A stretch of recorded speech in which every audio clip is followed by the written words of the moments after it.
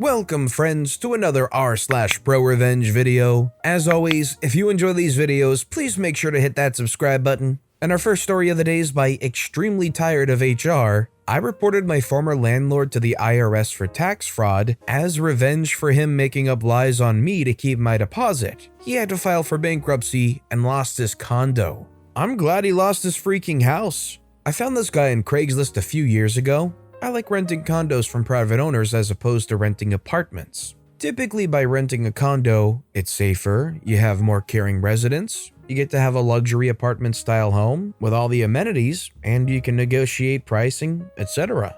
I'm an excellent tenant, and anyone who I've rented from will tell you that. I paid a $1,000 deposit to move into this guy's condo. I was on a year lease. He lives in another state, but we're on the same time zone. On month 8 of my lease, I come home to a door that wouldn't open. I couldn't get the door unlocked for crap. I had 2 keys on me.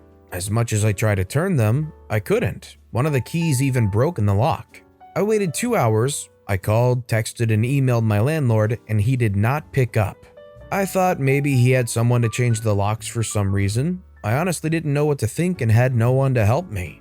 The lady who lived across from me saw me in distress as she was going into her apartment. I'd never seen her, but she asked me if I was okay, and I explained to her that I couldn't get into the apartment. She told me that she knows of an on-call locksmith. She gives me his number. I tell her thanks and reach out to my landlord a few more times. No response. I had no choice but to call the locksmith, plus I had to pee like crazy. The locksmith arrives and couldn't get the door unlocked with my key. He says he can replace the lock for $100. I told him I was renting a condo and couldn't get in touch with the owner and didn't know when would be the next time I could get in touch with him. After he took the lock off, he told me it was faulty, so he replaced the lock. I told the landlord this via email and text and voicemail and told him that I could send him copies of the keys if he wanted.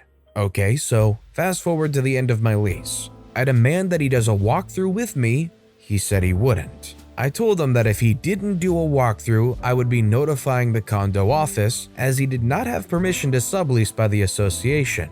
He then had a friend to serve as his proxy to come meet me and walk through the unit. The place was spotless. I know how to clean. I took multiple photos and videos and showed his proxy, who is a police officer, the unit.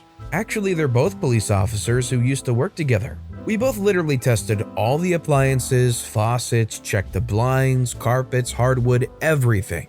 His proxy gave me the okay and said that everything looked great. I give his proxy the keys and later that night left for my new city. So fast forward to a month later, I haven't heard from him about my deposit. He ignored all my emails and phone calls. He finally gets back with me 2 months after I moved out and has all this ridiculous made-up stuff about how I damaged his unit. Broken blinds, scratches on the hardwood floor. He made it seem like I damaged his door by getting the lock replaced. He said there were scratches on the outside of his door, rust here and there, broken dishwasher, broken sink, oven was broken dryer. Just all freaking lies. I would never leave a unit in that condition. He sent me an itemized list of all the charges that magically came out to be $1,000, the same as my deposit. He was always planning to keep my money. He wanted that money to either ball on it or upgrade his condo. I hated him. I decided I wasn't going to go to court because I had moved to a different state and live alone, but I thought of something. He rented to me under the table and likely didn't claim my rent payments as earned income. I had all my wire transfers on my bank statement. I had his routing and account number and a copy of his driver's license as we agreed to swap IDs when I signed the lease to make sure I wasn't getting scammed. I found his out-of-state address online, gathered all my bank statements, gathered his bank account numbers, and made a report with the IRS. About a few years later, I check up on things, and that jerk lost his condo and lost everything he owned in bankruptcy. I paid for and downloaded his court records and saw proof that he lost everything, including his condo and cars, and had his bank account seized. I'm not sure if he went to jail or anything, but I'm so glad that jerk got his freaking karma. He stole money from me that I gave him to rent a condo, and he ends up losing that same condo to bankruptcy. Screw him and anyone he calls a friend. He can rot for all I care. In your eyes, which would be more satisfying? Taking the guy to court and getting your $1,000 back as a result? Or reporting him to the IRS and totally ruining him because he tried to take that $1,000? Let me know in the comments down below. This next story is by LilacHeart641. Guy keeps scammer on phone for nearly an hour. My fiance got a call today of someone claiming to be from HMRC. They said a warrant was out for his arrest as he failed to pay his tax. My fiance's petty and had plenty of time on his hands today, so he wanted to see how long he could keep them on the phone. My fiance turned into Michael Hunt, but said he preferred to be called Mike. My fiance said how M. Hunt had recently become divorced after his wife of 10 years ran off with his brother. She was the one who caused all the problems with his tax. My fiance went into every little detail how he cut them together. When the scammer finally got a chance to give the bank details over, Mike suddenly became hard of hearing. The scammer would say 1, 2, 3, 4, and my fiance would reply with, "Okay, 5, 6, 7, 8, got it." This went on for nearly an hour until the scammer just cut off. I think he realized what he was doing. I think the unfortunate thing is the fact that they went on for an hour. A lot of people who get caught up in these scams are older people, and frankly, walking some of the older people who fall for this stuff through those steps might take literally an hour. But good on Mike for being so upfront and honest. Or should I say Mr. Hunt? Our next story is by Aggravating Alarm 16, The Mystery of the Unsyncing Xbox Controller. Back in my college days, I had a video game obsessed flatmate. There were 4 people to a unit. There were 2 rooms with a shared den.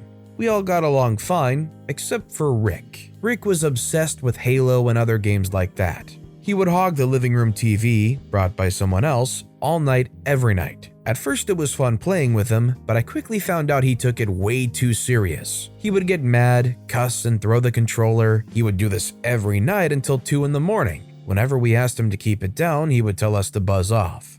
The rest is just a summary as I don't remember everything that happened. So we decided to start screwing with him by unsyncing his controllers. While the console's on, if you press the sync button on the remote, it's disconnected. So whenever one of us left for class or he fell asleep, we would do this. After the first few days, he started to ask us what we were doing to his Xbox. Of course, we played dumb. We said that it was probably the controller and to just buy a new one, as you throw it a lot. He probably broke something. He buys new controllers. The problem continues. No clue what's going on, Rick. Your Xbox is kinda old. Why don't you get a new one? He has mommy buy a new console. We get a new router with parental controls. I set it up so that after 30 minutes or so, the parental controls would kick in and block the internet for 5 minutes. But magically, if we were watching Netflix on the Xbox, there were no issues. Stupid Xbox Live. No clue what's wrong, Rick. Our laptops never lose connection. A month later, he brings home a PlayStation. The internet dropping problem stops, but the controller issues return. He moved out a month later. This is one of those situations where you really wish you could somehow see that reaction when they realize that, wait, ever since I moved out, all of my controllers work, I have no issues whatsoever anymore. And realizes what the common denominator is. They were pulling multiple things over on him. Our next story is by Work Me Baby One More Time. Cut my pay and ask me to do another job also? No. I worked for a Fortune 500 company from 2004. It's a huge building in a big engineering firm, and I only have a 2-year degree, so that limited my advancement some. I made good money and liked the job. In 2016, they had major cutbacks. 1,200 people got terminated in my building in one day. I was one. I got a decent severance and was able to pay off my house. I'm not young. I got hired back as contract the next year and worked in a different department. No bonuses, less pay, and way more expensive health insurance, but still good money for a guy with a 2-year degree. That work dried up, and I got transferred to another department doing job A, hands-on technical testing. 3 people did it. Me, another contractor, and an actual employee who was our lead. I was good at job A and wrote some programs that saved the company big money. I went above and beyond big time. That work dried up. I left job A, and I stayed in the same department but did job B, which was project management. Pretty complex but not hands-on at all. Then COVID hit and we started working from home. Job B was made for work from home. I was doing great and the new lead I worked for loved my work. But times were tough and the company held back raises for their employees. I was contract, not technically an employee. Then all contracts got a 10% pay cut in June 2020, but hey, we're all in this together and I was thankful I didn't get laid off again. Then they gave actual employees a raise 2 weeks later. I was pissed. I had just gotten a killer review, done great work, and took a pay cut, and everyone else in my department got raises. I made the best of it, but I was not happy. Then I get an IM from my manager. They need me to come back into the office and do job A several days a week because the remaining guy that did it got a promotion. Job B was still my primary job. No raise, not even a restoration of the 10% pay cut. I had heard this was coming through the grapevine, and I'm nearing retirement, so I had looked at my finances. When she made the ask, I told her I wasn't comfortable doing 2 jobs for 90% of the pay of one. I ended up getting fired. I wasn't happy, but I was ready. I got a lot of unemployment and insurance and missed my job, but not working was great. But my old department was hosed, because now they had to split up those 2 jobs among those who were left. People weren't happy. I started getting all kinds of calls from headhunters for various other departments in that building. They were trying to lowball me, but I turned them down. All the hiring managers knew who I was and knew I could hit the ground running. Ended up getting back on in another department for $20,000 more a year. I had no desire to do that, but what they did was crappy. And it ended up biting them in the butt and made me more money. And I had the satisfaction of telling my boss to jump in a lake. I think the moral of this story is know your self-worth. Don't let anybody sell you short, and as long as the situation allows you to properly show what you're worth, I think you should take every advantage of it. And our final story of the day is by Chelsea Elric. Be more like you? Okay. My mom is the type of person who can never be wrong about anything. She has to be the smartest, most perfect person in the room. If she yells at you for not doing something but you say she didn't tell you to do it, well, it should have been obvious. If she states a fact wrong, she doubles down and tries to find proof that she's even partially right. If she asks you why you can't do a simple task, and you tell her she never taught that to you, college stuff, tax stuff, taking public transportation, etc., she also goes back to, well, it should be obvious. She even occasionally flaunted her accomplishments and asked why I hadn't already done as much as she had by the time she was my age, which resulted in some self-worth issues. One night, I was petting my family dog on the couch and was talking to her, as you do with dogs, offhandedly remarking how I can't believe she's already 5. My mom pipes in from the kitchen and says, she's actually 4. I try to remember what year we'd gotten her, and sure enough, she was 4. But I was sick of my mom pulling this crap like butting into a private conversation between me and my dog just to be right and put me down. Not to mention, she belittled me just that morning about not being more like her, so she wants me to be more like her. I double down unnecessarily like she would. No, she's 5, I say. No, she's 4, we got her in so-and-so. I say no, I distinctly remember we still had our other dog then, which means she's 5. She says, OP, I'm not going to argue, she's 4. I say agree to disagree. That set my mom's teeth on edge. You know what?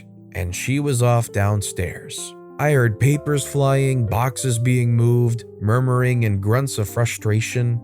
My mom is also the type of person to never throw any paperwork away, no matter how insignificant, and has a very specific filing system, but she couldn't seem to find what I knew she was looking for, my dog's adoption certificate. I knew exactly where it was, as I'd been the last one to bring her to the vet, but it wasn't hidden. It was in a manila envelope on the kitchen table because you'll probably lose it if you try to put it away, just leave it there. She would find it eventually.